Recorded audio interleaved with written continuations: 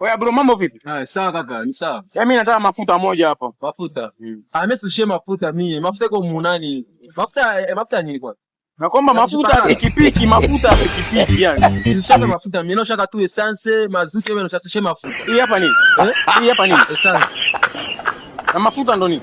Mafuta. Mafuta wanoshaka mu hii ndo mafuta, nakomba mafuta ni mafuta ya pikipiki, si ndo hii hapa. Sema mafuta noshaka essence.